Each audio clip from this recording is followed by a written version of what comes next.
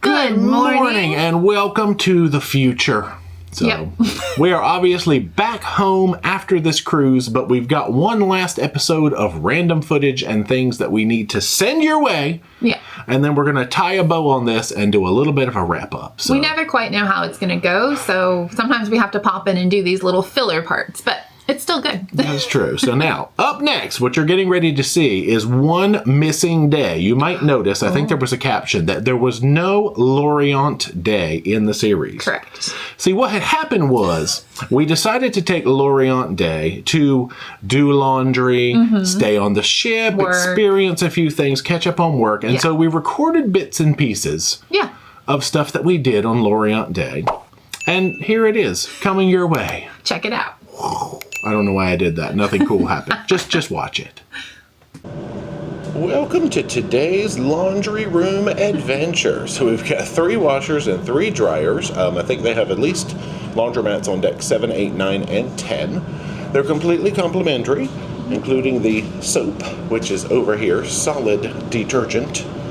It just says press here, collect it in the cup, and I guess it rolls into this tray. So super exciting. We'll figure it out, but free laundry, major bonus. All right, 23-minute wash cycle. Let's grab some breakfast. Hello, sunshine. Let's peek at the regular buffet today. Oh, there's the hours. Well, Dee has gone hard-boiled eggs with various sides. We've got yogurts, coffees, waters. I got prunes and figs with a yogurt parfait. And there's my stuff. And these plates are very hot, I gotta say, when you're carrying them. Even the fruit plate was very hot. Oh, she gave me a napkin. Oh, that's clever. Yeah, that was really nice, actually. Save my fingerprints. What is this little fruit? Oh my, there's a whole lot of cleaning going on. We are on a midday mission. We've come up to deck 14, because we're trying to connect to the library to return some library books. Found a cute little sitting area. Anyway, so we live forward. The library is aft. We're going to cross the pool deck. Folks are down there swamming. Well, at least one folk is swamming. Yeah, with the aft elevators having one unit broken, we've just been connecting to everything via the forwards. Yes, we will return Holly and Fourth Wing. And I'm donating. Oh, yes. We bought that. We bought that for £1 at the charity shop. Now it gets to live here. Oh, we found another library book to check out for Dee. I have to finish the second. This is a lot of books. It's an ambitious project. Fast. And now down to 12. We are in search of a new lunch option. So just off the pool deck is a place called Aquamar Kitchen, which is kind of like a spa cafe. It's only been open for about 4 months at this point, so a pretty new concept. Let's have a little scan down this beverage menu, but I guess it is table service, so they're going to come over, bring us menus, and do the whole thing. Holy words. Okay, I'm going to take some pictures of this menu and roll them across the screen, so that way we can see what we are going to see.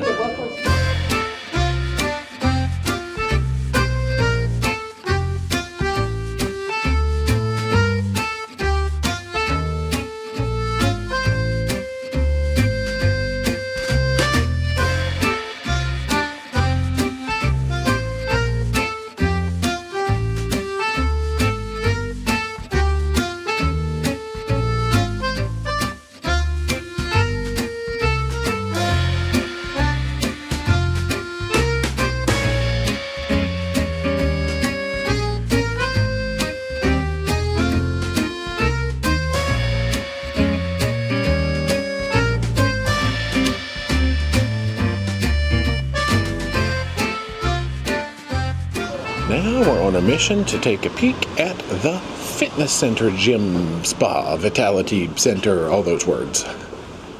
And we have found it. All right, we got lots of little treadmills and bikey things by the window.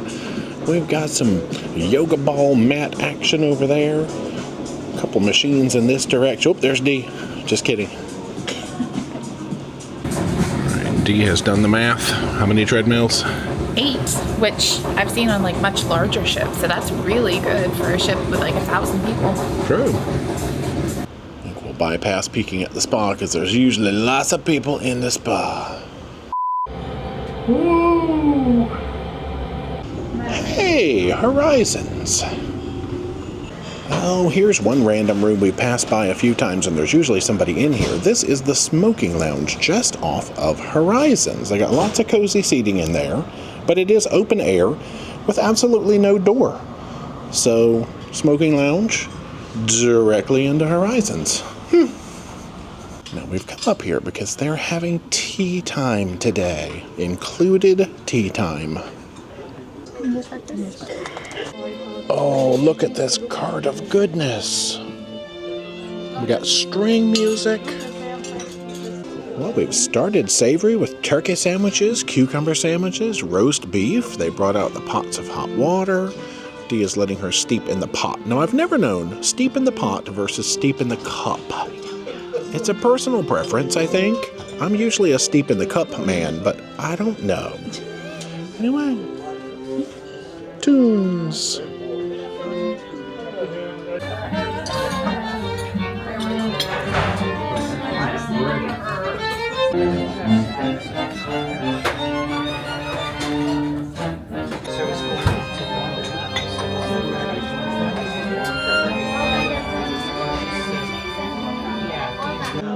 Well, I have become a bag in the pot man today, and I'm not mad at it. The scones have arrived, and we have got proper clotted cream and jam. Now the question, cream first or jam first? You know I like both.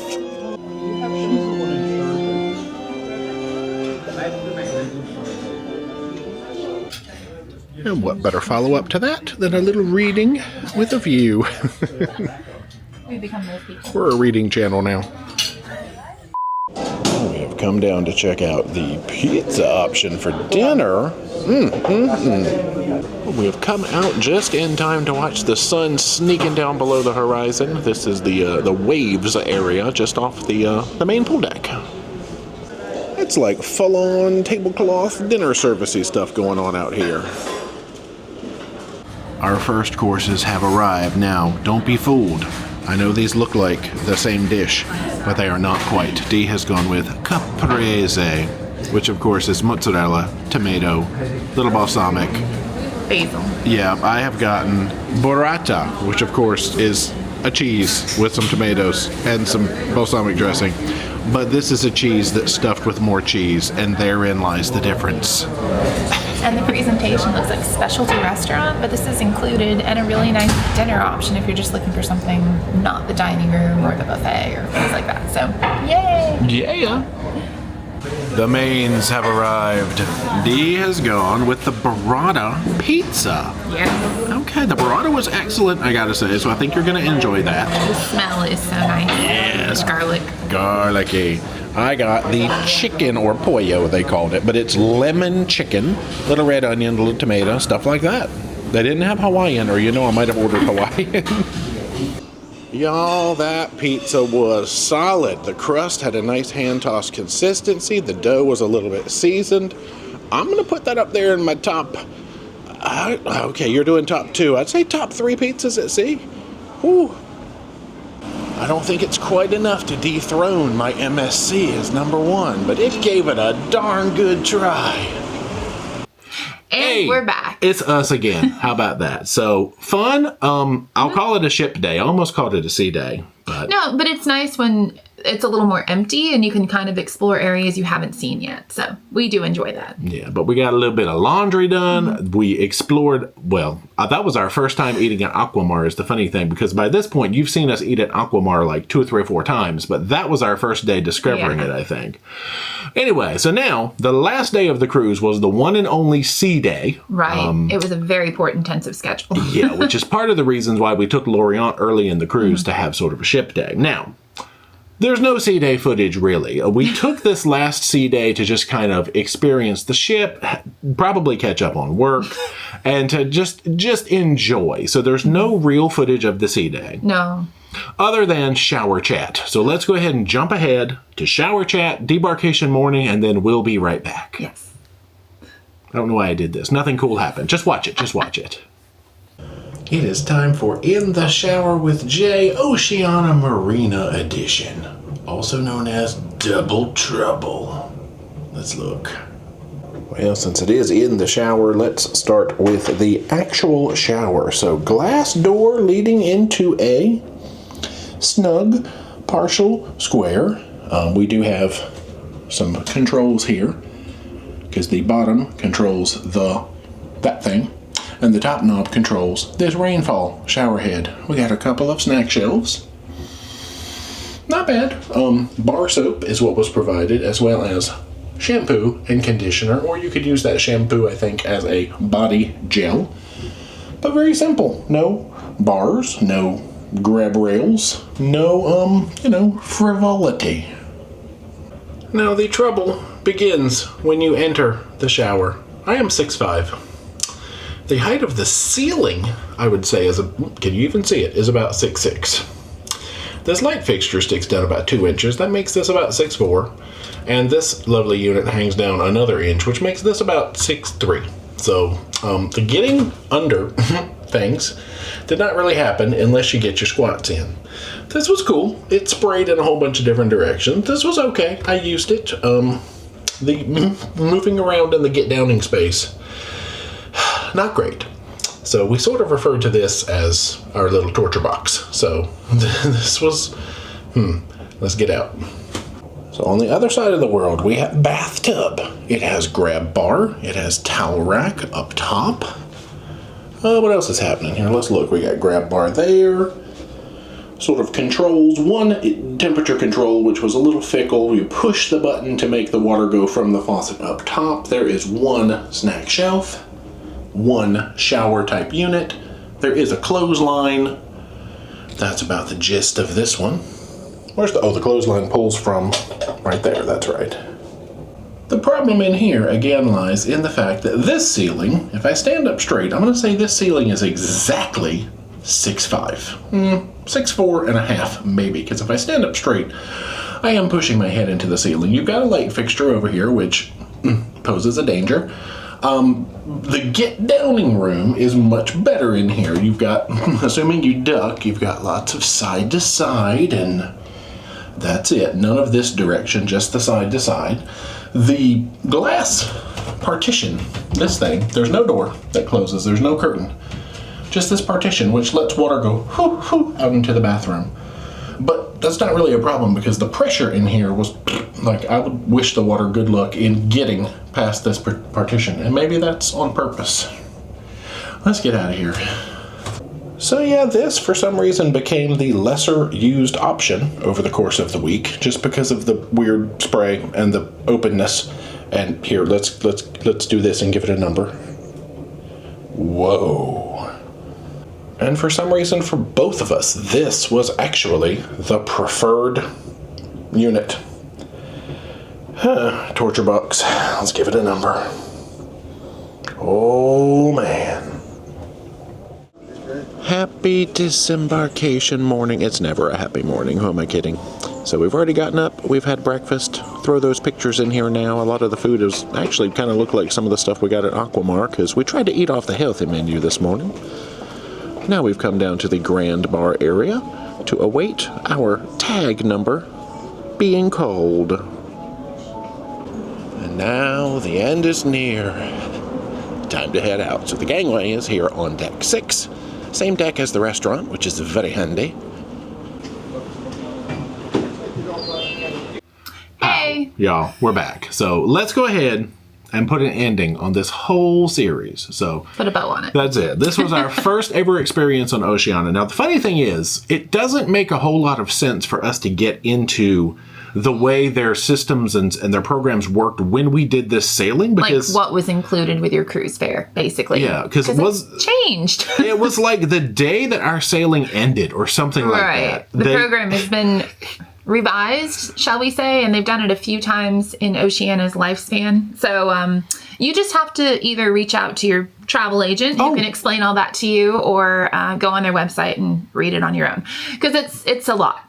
Yeah, and we have not really dug into what the new programs are. Yeah. So anyway, rather than talking about the old programs and how things don't work anymore, we'll just get into our overall feelings and just ramble a little bit about how we enjoyed our Oceania experience. Sure. So how'd you feel? So we'll start with the cabin. Gorgeous, gorgeous cabin. The bed was one of the most comfortable that we have ever had. Tons of outlets. I loved everything about the room with the exception of the showers. Yeah. We just saw all that nonsense. They weren't meant for tall people to move around at all. And that was my only issue really was that. But everything else in the room was lovely. I guess we'll jump to my favorite category, which is food. And one of the things that I always like, I kind of went into this experience thinking it was a little bit more like river cruisy. I don't know. I make weird comparisons sometimes. Sure. But all of the specialty restaurants being included. I have the list on my phone, so I wouldn't forget any of them. Now, we had Jacques, which was the French restaurant. It was very good. Nice menu. A lot of heavier items as French food is, but very authentic, I would say. Polo Grill, the steakhouse option. Always good. Meat and potatoes. Get in there and chew on some cow. Can't go wrong. Red Ginger, of course, little Asian influence. My favorite, by far. You ruined it. We weren't supposed to. Oh my gosh, y'all. Spoilers. It was really good. In Toscana, which was Italian, which was also very amazing. good, But I think we both agreed that Red Ginger ended up being our favorite of the four. It just had a really nice menu and everything flowed well. And you got to choose chopsticks. It was very fun and fancy, but not fancy at the same time.